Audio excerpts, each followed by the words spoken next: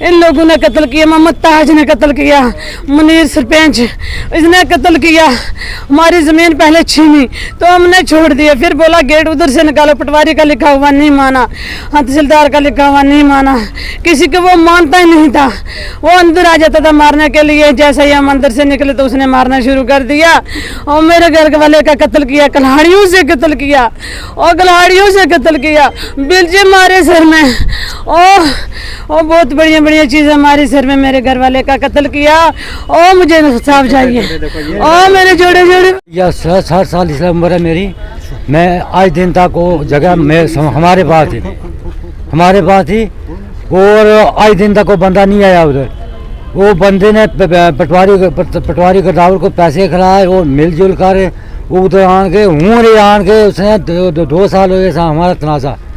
उसके बाद उसने ये किया कि वो मिलजुल के हमें इधर अस्पताल माँ को लेकर मैं इधर अस्पताल आया जोरी में और 15 दिन लगाए और 1 महीना 5 दिन में श्रीनगर में था।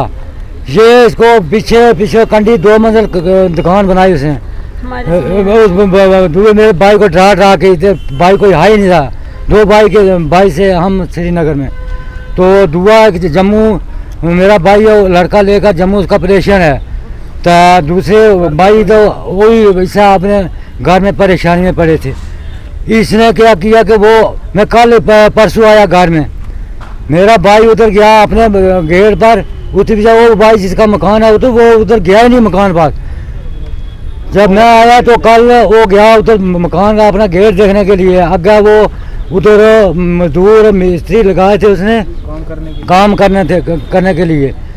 तो जैसा मैं दुकान अपनी पर था ऊपर उपली रोड में, उसने क्या किया कि वो मेरे को रोला आवाज़ आई तो मैं गया उधर जैसा मैं गया तो वो पैरियों में ख़त्म करके रखा था। तो मैं गया तो मेरे को गाड़ी ये घंटी मेरे सिर में ये डाली, मैं बेहोश हो गया भाई, मेरे को कोई पता नहीं चला क्या हुआ क्या नहीं हुआ।